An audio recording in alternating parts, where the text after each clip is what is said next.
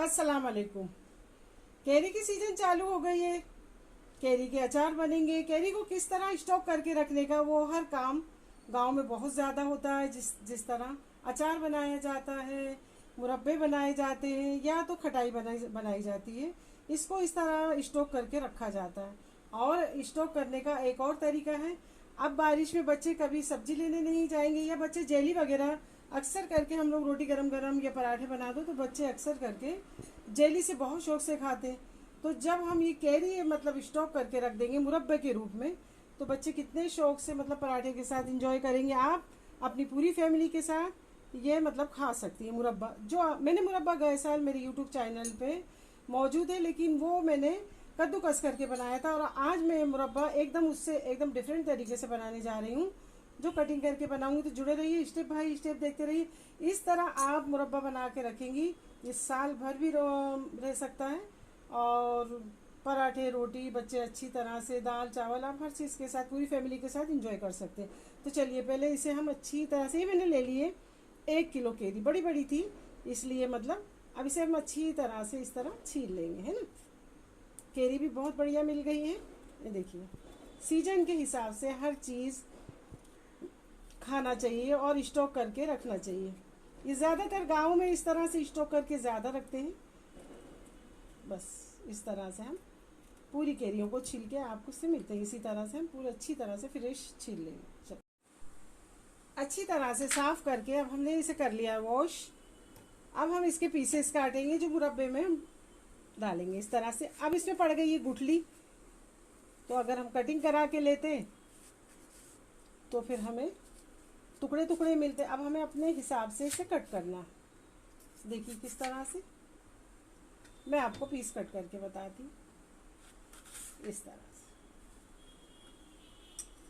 बस ये पीस हमें इसी तरह से चाहिए, ज़्यादा हम छोटे नहीं करेंगे। बस इसी तरह से सब पीस कट करके मैं आपसे मिलती। जुड़े रहिए आप हमारे साथ। ऐसे कैरी को हमने काट लिया। अब इसमें हम थोड़ा सा पानी डाल के इसको उबाल लेंगे अच्छी तरह से।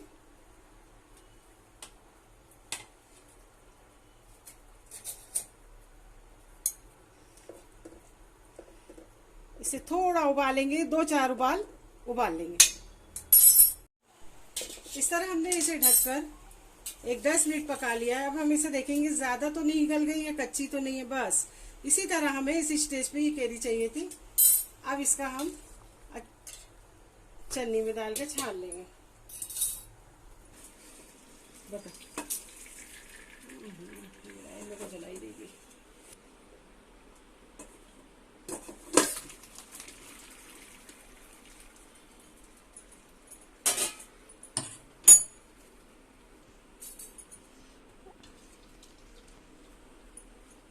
इस तरह से कैरी का पानी हमने अच्छी तरह से निकाल लिया है।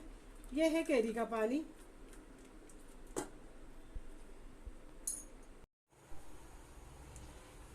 इस तरह से अब इसमें थोड़ा पानी डालेंगे, आधा गिलास के लगभग। हमने स्टील की कढ़ाई ली है। खट्टी चीज जब भी आप बनाएं तो ज्यादातर नॉन स्टिक में बनाएं या तो स्टील के बर्तन में बनाएं, एल्युमिनियम के बर्तन में या दूसरे बर्तन में ना बनाएं। अब इसी में मैं ऐड कर दूंगी ये शक्कर। शक्कर भी मैंने, कैरी है 1 किलो तो शक्कर भी उतनी ही ली है, ज्यादा ली है। अब इसका हम बनाएंगे चाशनी।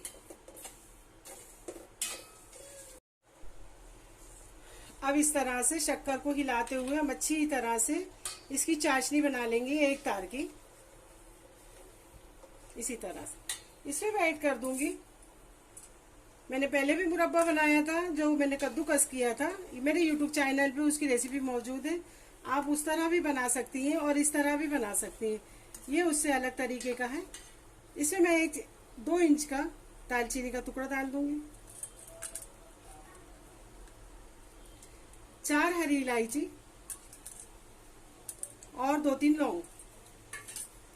लौंग ज्यादा ना डालें, नहीं तो मुरब्बा कड़वा हो जाएगा, इसके लिए लौंग कम ही डालें।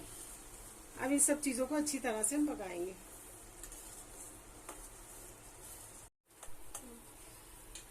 अब इस तरह से चाशनी को उठाकर हमें देख लेना है कि मतलब एक तार ये चाशनी में चली है या नहीं। एक तार चलना चाहिए, थोड़ा और बाकी है, टूट जा रही है तार। ये तार को अच्छी लंबी खींचना चाहिए। चलिए थोड़ा और पकाएंगे।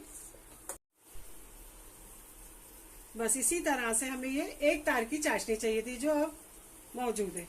चलिए अब इसमें मैं ऐड कर दूंगी ये इस तरह से केरी। सारी केरी इसमें ऐड कर देना और अब इसे हल्के हाथों से हिलाते रहना। तो ये बहुत ही जबरदस्त मुरब्बा बनके है तैयार। आप इसे रोटी, पराठे, दाल चावल, खिचड़ी हर चीज के साथ बारिश में, गर्मी में एंजॉय कर सकते हैं।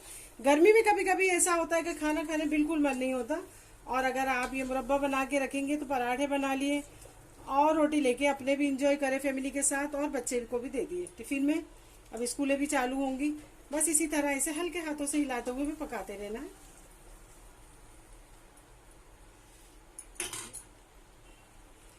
इसी में ऐड कर दूंगी आधे नींबू का रस। अच्छा बड़ा नींबू था, छोटा नींबू हो तो एक नींबू ऐड करें, जिससे कि हमारे जो शक्कर ऊपर जम जाती है वो शक्कर हमारी जमेगी नहीं नींबू के रस से, और इसका फ्लेवर बहुत ही अच्छा आता है।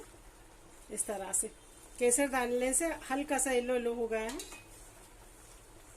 इसे अभी अच्छी तरह इस चाशनी में पकाना है,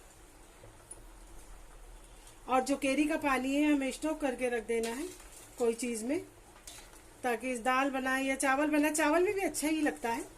दाल बनाए, कोई सब्जी बनाए तो उसका फ्लेवर बहुत अच्छा आता है दाल में। अब इस गैस की फ्लेम को मैं कर दूंगी कम, और इसे धीमी आंच पर इसी तरह पकने दूंगी।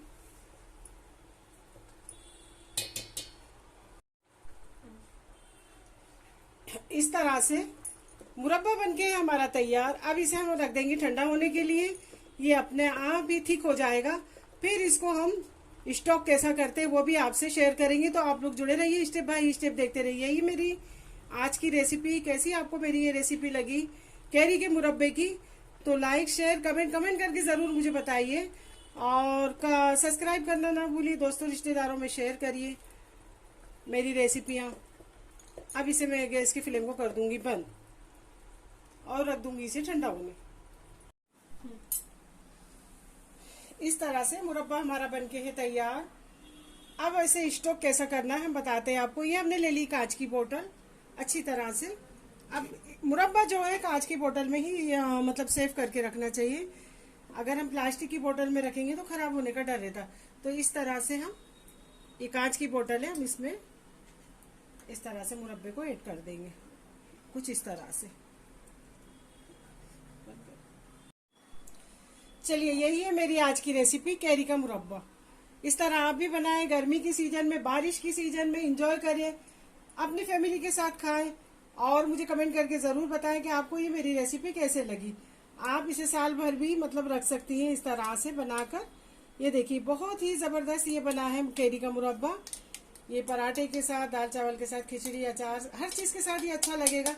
तो चलिए यही मेरी आज की रेसिपी। कल फिर मिलते हैं कोई नई रेसिपी या ब्लॉग के साथ। अल्लाह हाफिज, बाय बाय। दुआओं में याद रखना, अपना बहुत बहुत ज्यादा ख्याल रखना, और दोस्तों रिश्तेदारों में शेयर करना, कमेंट करके मुझे बताना आपको ये कैरी के मुरब्बे की रेसिपी कैसे लगी।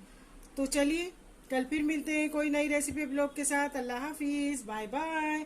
दुआओं में याद रखना, अपना बहुत बहुत ज्यादा ख्याल रखना। अल्लाह हाफिज।